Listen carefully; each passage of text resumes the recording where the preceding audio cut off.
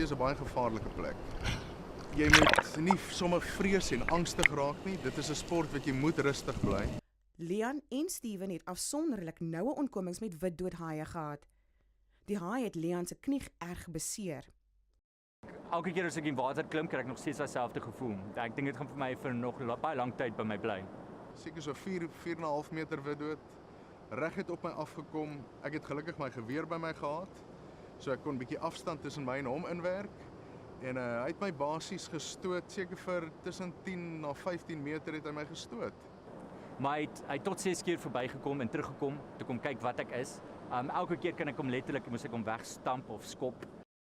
Ten spyte van die uitdagings bly die wye oseaan die sportmense weer en weer lok en moedig hulle ander aan om ook die sport te probeer.